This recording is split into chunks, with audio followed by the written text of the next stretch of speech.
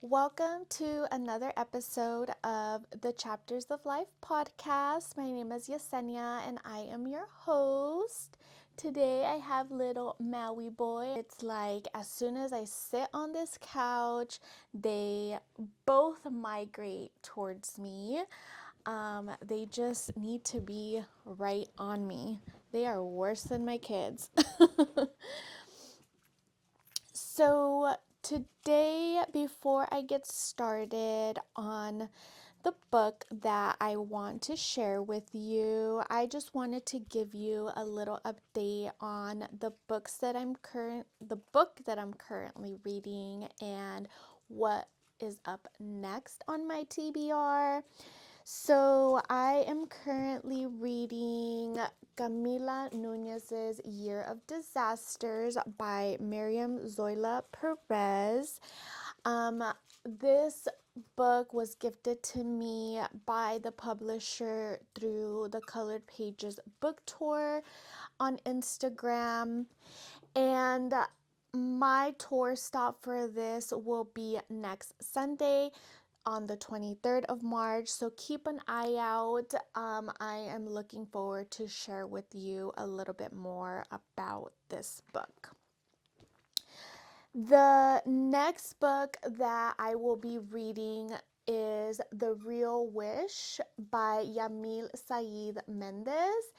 And I am really excited to read this book because I have read a couple other books by Saied Méndez, and they have been great books. I have loved them, and I am looking forward to reading this as well.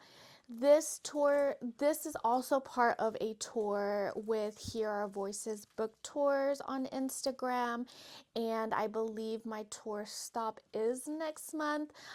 So keep an eye out for that on my Instagram. So, the book that I want to chat about today is called You Sound Like a White Girl, The Case for Rejecting Assimilation by Julissa Arce.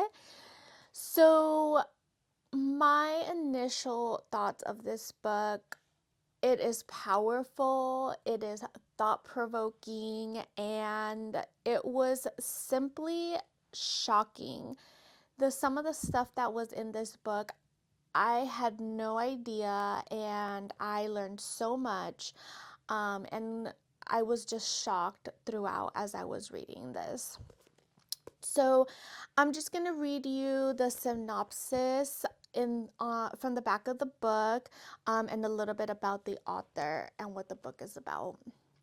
As a young immigrant from Mexico, Julissa Arce tried to assimilate as soon as she arrived in Texas. When her high school crush told her she sounded like a white girl, she took it as a compliment. Years later, she'd realized the truth. Sounding like a white girl was a racist idea meant to tame her, change her, and make her small.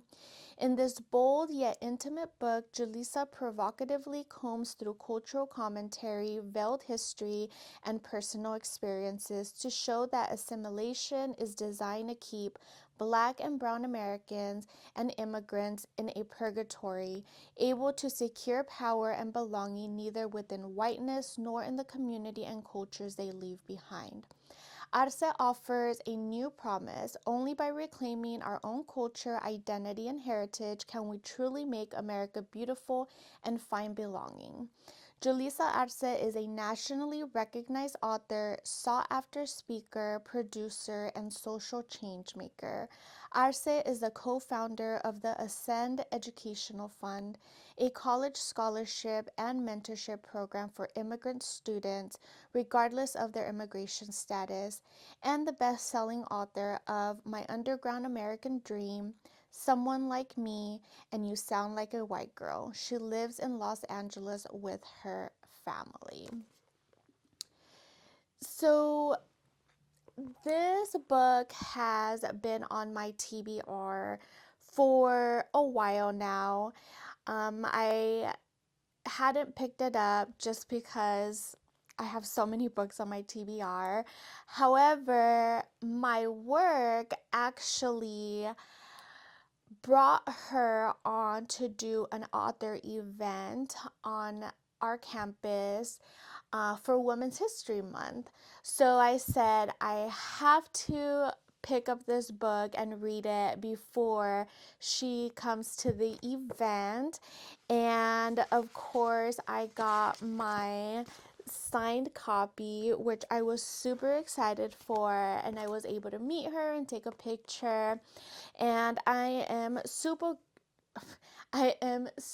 grateful for my work for doing that, because this is a book that is relevant right now with our current president and how he is instilling fear among Mexicans. So I was really excited that I met her and we got to hear a little bit more about her story. And she did mention a couple things that were part of this book, but mainly it was for her to share her story and for our students, staff, and faculty to really get inspired, especially if they are in similar situations as her. And I truly, after reading this, there were a lot of things where, even though I'm not an immigrant from Mexico, I was born in the United States, there's some things in here that I definitely related to. There was actually a lot of things, which is why I highly, highly recommend for you guys to pick up this book and read it. So let's get into it. With our current president, he is instilling fear within our community.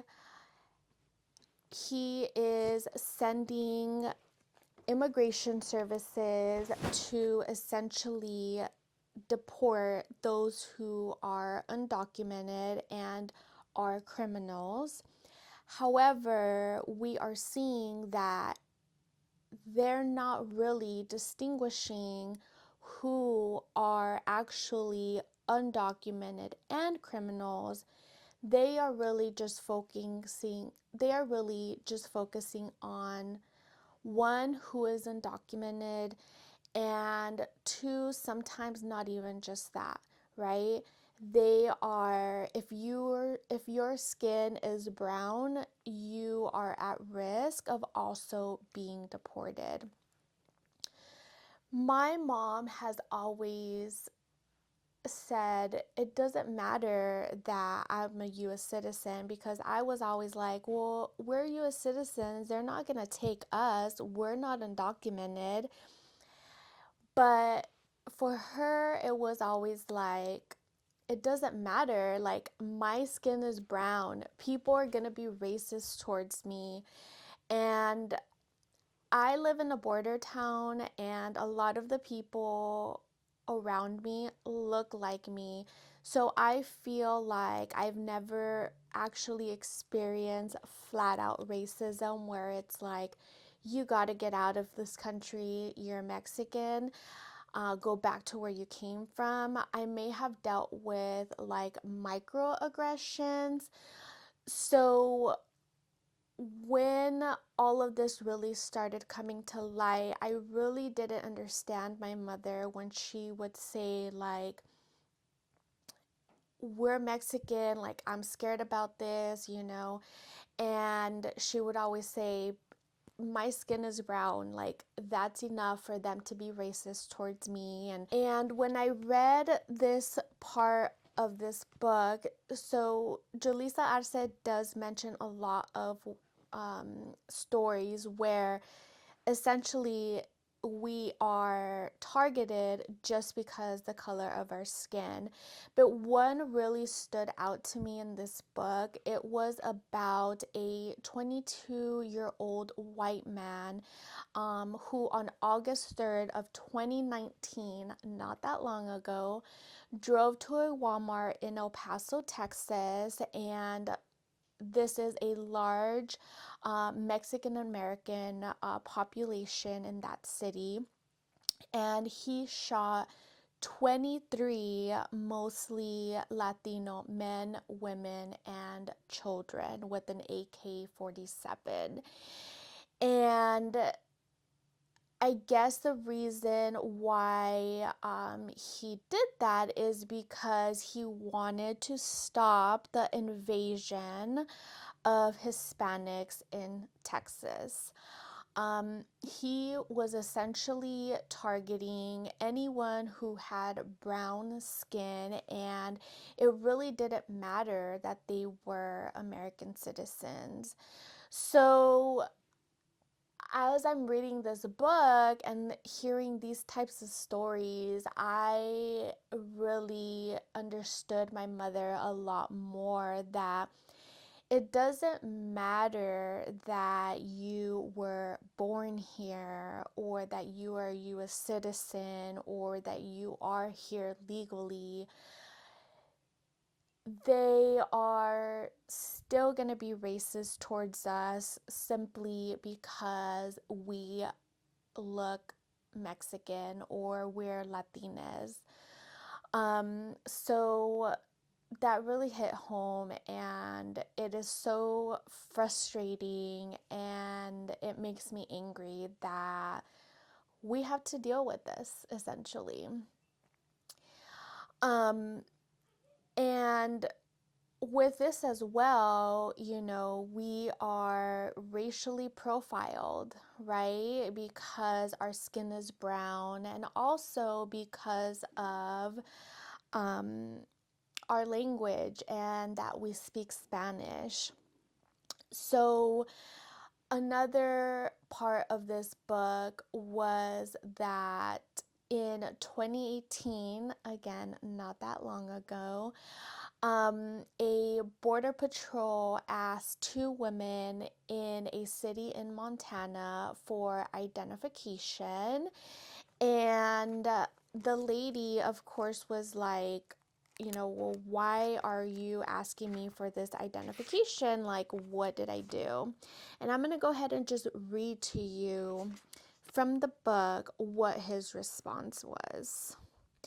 When Suda asked the CPB officer on cell phone video why they were asked for their IDs, he responded, looking directly into the camera, "Ma'am, the reason I asked you for your ID is I came in here and I saw you guys are speaking Spanish, which is very unheard of up here." Okay, they're speaking Spanish. Who cares? We can speak Spanish. That is our native language. If we want to speak it, we're going to speak it. Why does it have to mean that we are doing something? We are not criminals, despite what our current president wants others to think. So, that makes me so angry. And I remember when I was younger, again, I grew up in a border town right here in San Diego, and my grandfather used to have ranches that was pretty close to the border.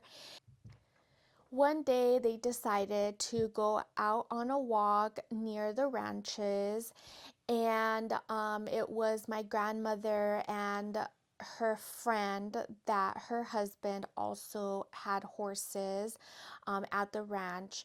And I can't remember if it was just them two that went or it was them two plus my grandpa went on his horse and the lady's husband went on his horse.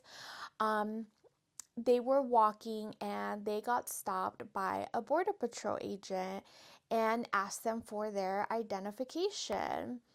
Luckily, they were not taken, but my grandma and her friend did not have their IDs with them because their identification was in their purse, and they left their purse back at the ranch because they weren't driving. They didn't need their identification to go out on a walk.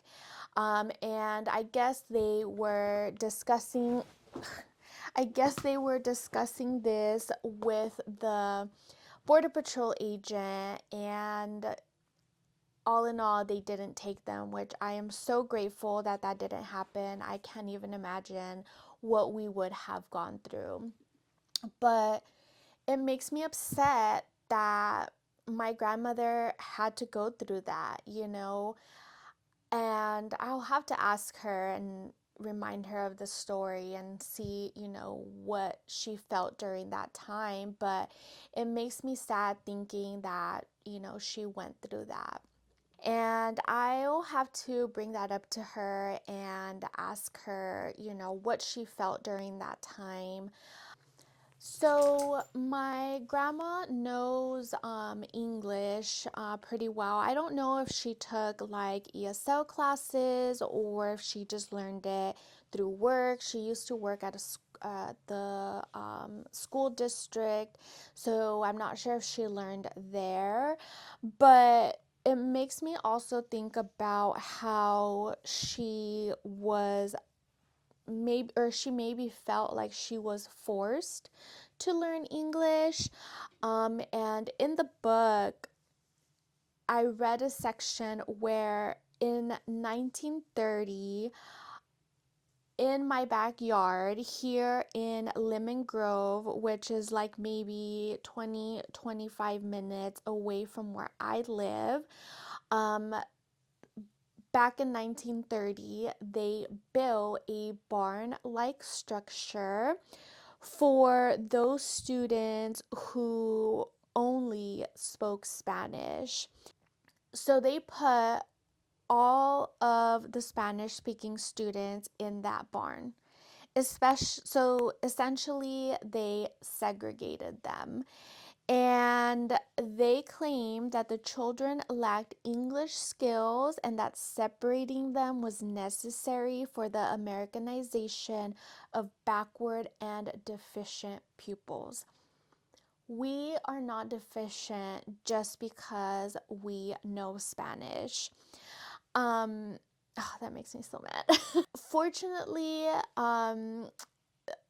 they were sued, taken to court, and it was the first successful desegregation case um, because they were considered white, because essentially those people who only knew Spanish, they didn't migrate here. They were already from here, I guess, before the border lines were actually created.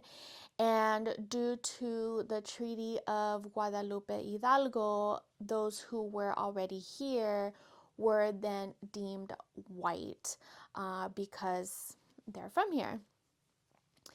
Um, However, like, even though this was back in 1930, this still continued as the years went on. So in the 1940s, schools for Mexican students only were created in California, claiming because they spoke Spanish, they were putting them in that school. However, when the district was sued, they found that they were putting students there simply because of their last name. So, like, just because we spoke Spanish, we were deemed below those who spoke English. And that is just frustrating, and just another case that Julissa Arce really exposes how we were essentially forced to learn and speak English, as opposed to just it being like, hey, here's another language that we can all communicate with, um, and let's just all be equals, right? We were not equals. We were considered beneath them because we spoke Spanish.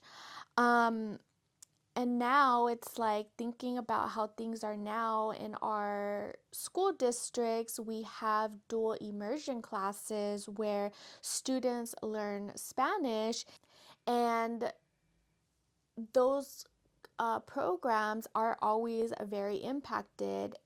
A lot of white people want to put their kids in those dual immersion classes.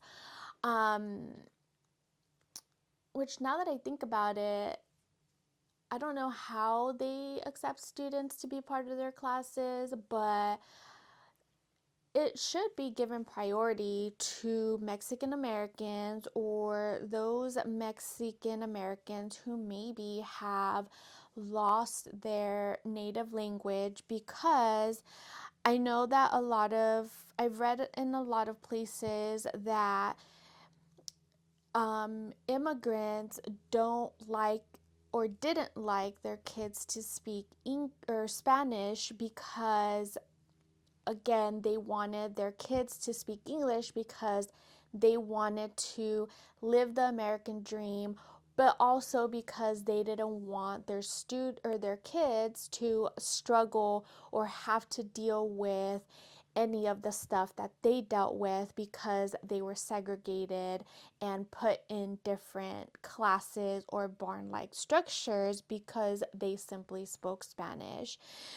And fun fact about me, when I was little, my first language was actually Spanish. I my mother was a single mother, so I was with my I remember a little bit that, I spoke nothing but Spanish. It just, I think about that and it feels weird because I have lost my Spanish. I don't speak Spanish as much. I speak Spanish with my grandmother, and I can hold a conversation, bit like basic conversations. And I do struggle with, like, if there's a certain word, I'm like, how do I say this? So I'll tell my grandma, ¿cómo se dice esto? And, she'll tell me, or if she doesn't know, but like I try to explain to her, and she understands English, so I will tell her in English and she'll understand what I'm trying to say. So we're able to communicate, but I can't have like professional type of conversations essentially. And Julissa Arce touches on losing our Spanish, and I want to read to you a little section from the book in regards to that. When I was 18, my parents moved back to Mexico and I was left behind with my English. I never forgot Spanish and still consider myself fluent. But my life in America kept changing while my Spanish vocabulary was stuck in my fifth grade Mexican classroom. It took enormous effort to pick up the phone and call my mom and dad. I wish I had known from the beginning that learning English was for me, not for other people. Had I known, I would have valued and respected my Spanish more. When I spoke to my parents, my tongue became a fruit roll-up that wouldn't unwind. Physical distance separated us, but my inability to explain the college classes I was taking, the internships I was applying to, or the plans I had for my future, one that they had sacrificed so much for, created a canyon between us. It is one of the most painful aspects of assimilation, the loss of our heritage, language, and family. I also felt like I lost a little bit of my heritage and my culture because I didn't know how to communicate as much by losing my Spanish. Um, and also that connection, and yeah, I speak to my grandmother in Spanish, but mainly because I can speak to her in English and she can understand me.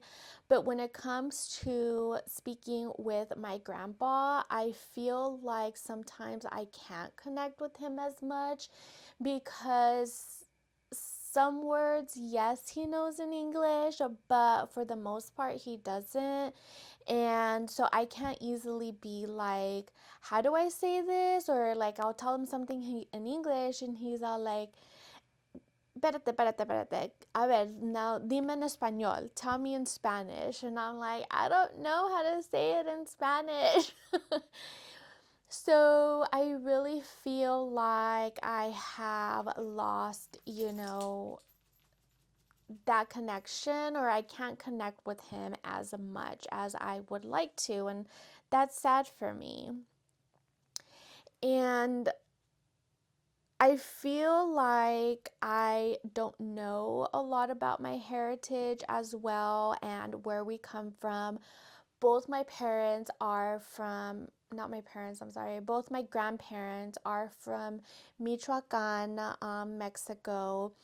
And both of them, one was born in 1945, the other one was in 1946, and they immigrated to Tijuana, and then from Tijuana they came here. And I can't help but feel like they both were forced to assimilate to the American culture, and that is why I don't know a lot about my heritage.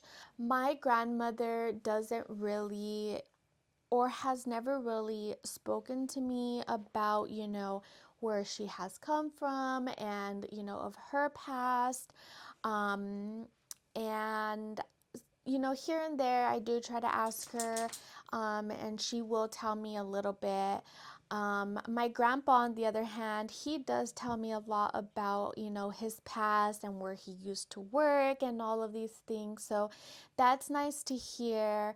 But as far as like traditions, like we don't really do the whole Nochebuena or the posadas, or the Dia de los Muertos. Like, that's not something that I guess my grandma, and I don't know about my grandpa, but like I've asked my grandmother, why we don't really celebrate.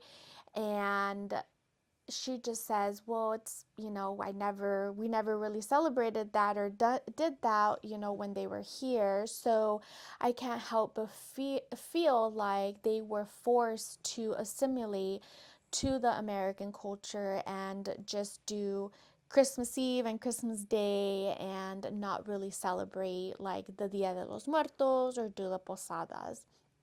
So, um, with that, it's like if they were able to have those experiences and share that with us, where would I be today? um who would I be had I known about that culture? In addition, in the book, Julissa Arce also mentions how there were Mexican Americans who, protested and fought for some of our rights. And I had no idea about these stories, and I don't think my mother knew about these things, so she couldn't teach them to me, let alone my grandmother. I highly doubt she knew about any of these things. And I just also think about, had I known these stories, maybe that would have inspired me to also, fight for reclaiming my heritage and my Latinidad. I I think about the part in the Selena movie where she says, we're too Mexican to be American, but we're too American to be Mexican. Like, where do we stand in that?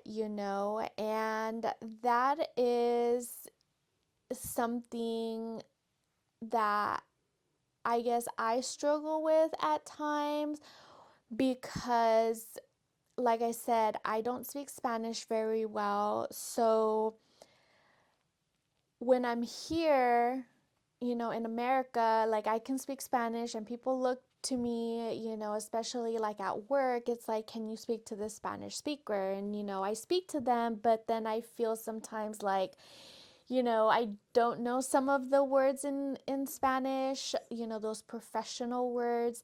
And I say it in English, but then I feel funny about it because then I feel like they look at me like, well, she doesn't know, enough Spanish.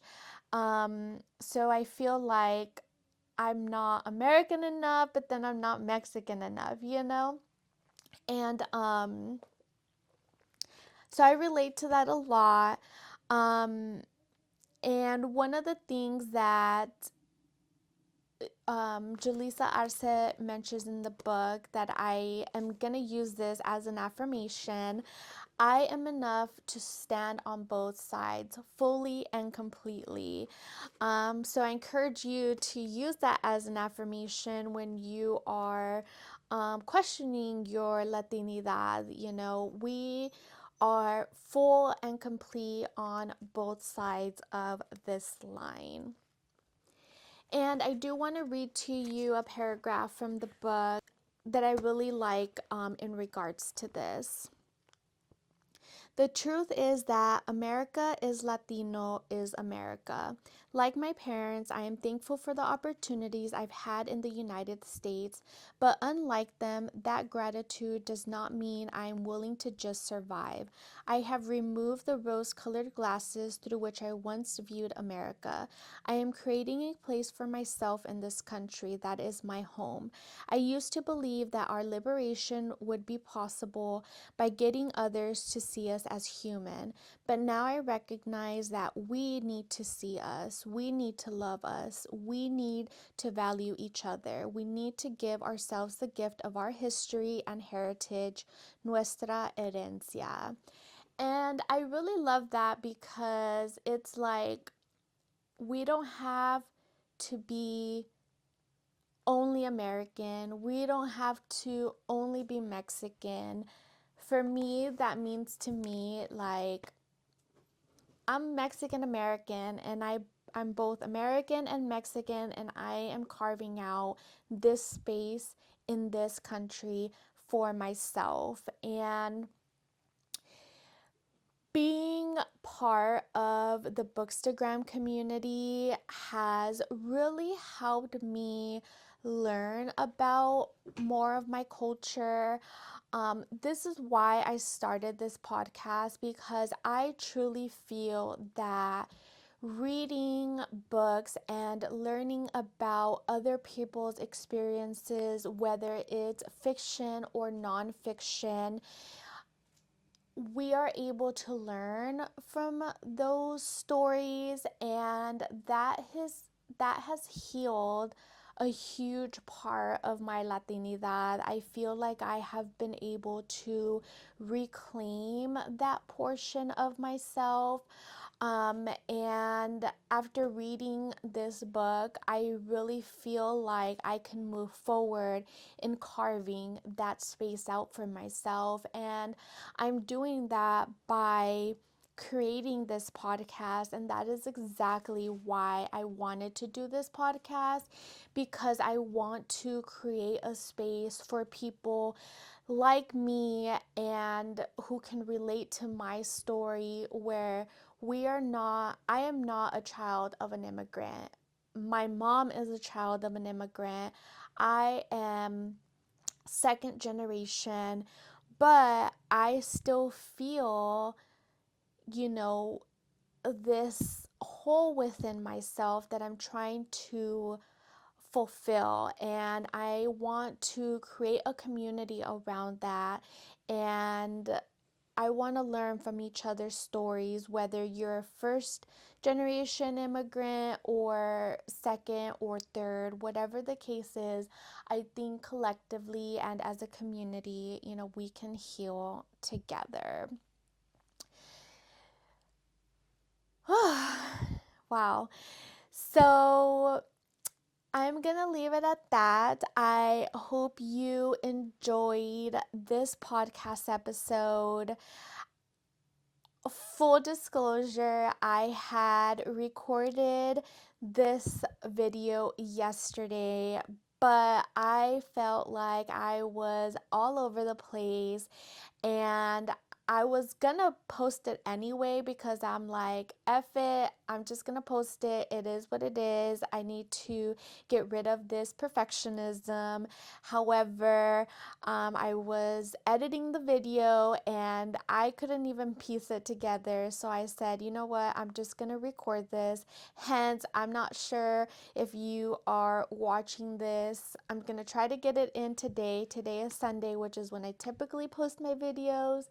So I'm gonna try to get it posted today, but it might not be today. It might be Monday or Tuesday or even Wednesday. So thank you for your patience with me and for giving me grace. I do feel like this episode flowed a little bit better. I did get stuck on a few parts, but we'll see if I can edit those out. If not, I think this is going to be the final because it was a lot smoother than yesterday's video. So I hope you enjoyed. Again, highly recommend this book, You Sound Like a White Girl by Julissa Arce. If you don't have time to sit down and read, I highly recommend to listen to the audio version of it because this is definitely a book that is relevant in our climate today, and everybody needs to read and or listen to this book. So I hope you enjoyed. Please subscribe to my channel, follow me on Instagram, and I guess TikTok. Are we still using TikTok? It's gonna go away in like a month or so. No? Anyways, follow me, leave your comments below if you have read this book. I would love to chat. If you would like to come on the podcast with me and chat about this book, I would love to hear your perspective. Send me a DM or comment, and I will reach out to you. I hope you guys have a great rest of your day. Bye.